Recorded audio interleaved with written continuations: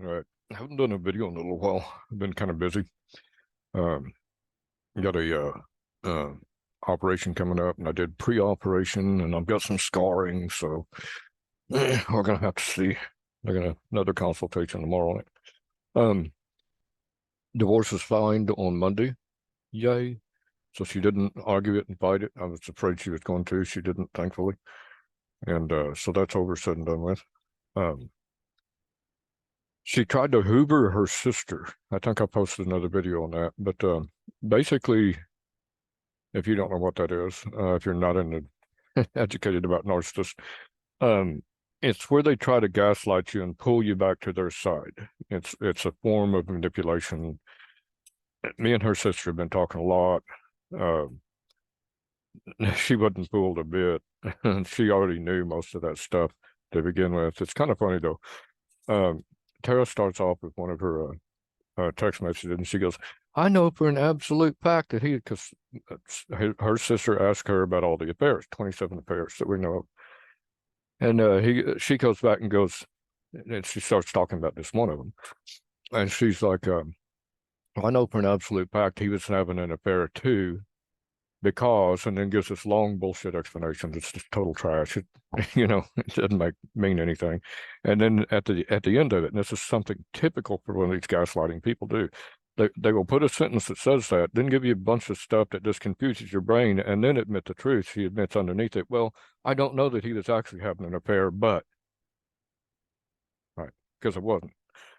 But it's just kind of funny. She in one of her parts there, it's hilarious. She goes, I didn't learn about narcissism until I went to the hospital in February. And then she admits a little later, oh, but I cut him off from sex in December because I was going gray rock on my doctor's advice. It's kind of like, so she's got a time machine now. She backed up to December and told you to do that stuff. And then, of course, I've got text messages between her and Suzanne Chappelle down there talking about me being a narcissist back from 2015. Then later in the conversation, she turns and admits to Gail that she has a shadow account where she posts personal information about me and complains about me being a narcissistic abuser and has been doing that for years. This is what's key. I've got lots of screen captures. Her sister's done it. Other people have done it about her complaining I'm a narcissistic abuser. I abused her, all this fun shit. Got hundreds of them. And it's all bullshit. I mean, it's her delusion. She thinks I am, and therefore I am. It's just the way they work. There's nothing you can do about it. They're hardwired that way. But it's enough evidence now, and now that since the divorce is final, I'm going to sue her for $500,000, which makes that life insurance policy she has go poof and go away. And I'm going to go ahead and get a court order that says Facebook has to go to every one of her accounts, because she's got hundreds of shadow accounts over there. And they're able to footprint it and find out that phone she's been using has been accessing all these accounts. And they'll put a pinned label up there that says, by court order, I'm a liar. I'm a narcissist. My husband never abused me, blah, blah, blah, blah. I'm not sure exactly what it's going to say, but I'm going to go ahead and get that done. And that way, if she deletes that account and makes a new one because it's still footprinted, bang, it'll just pop right back up again. So, just everything I can do to shut her up.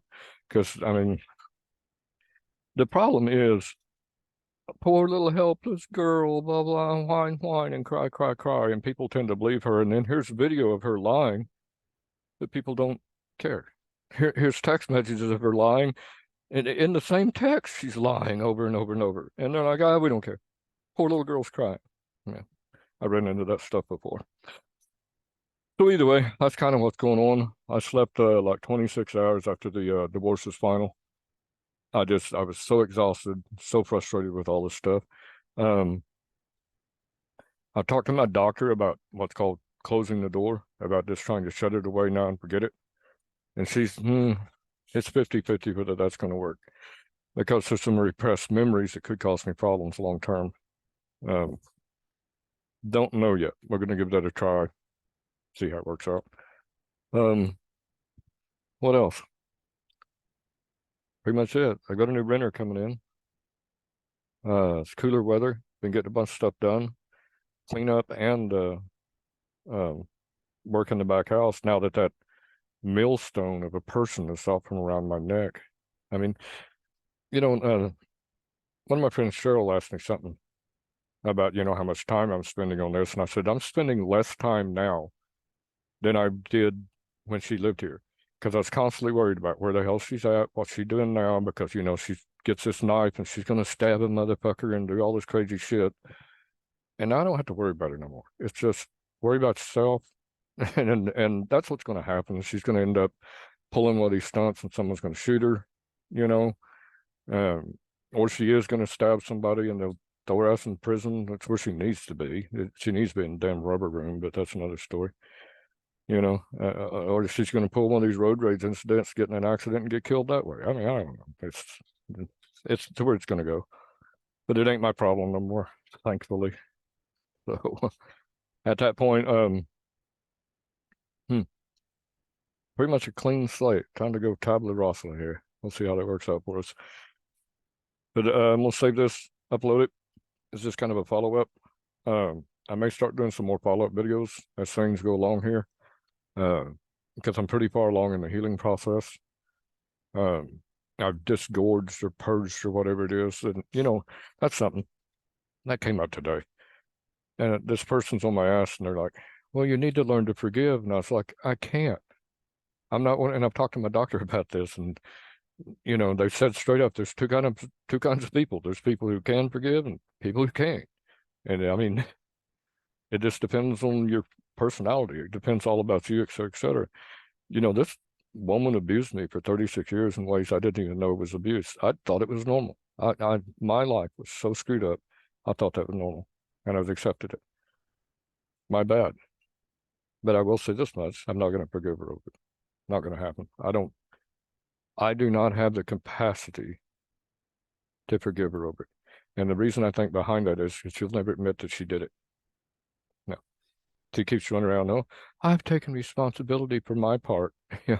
She said on the porch and told me, I've taken responsibility. It's because I'm brain damaged because you kept abusing me for all these years, and that's why I did it.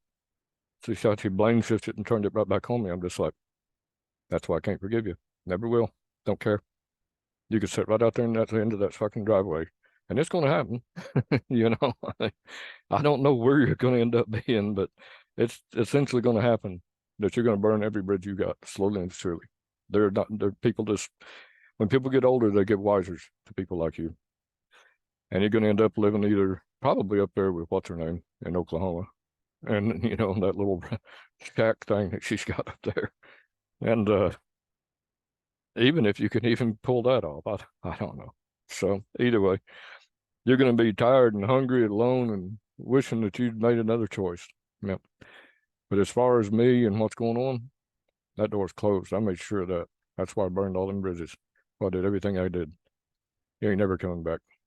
So either way, I will need to keep saying that to remind myself, I think, too. Thanks for watching.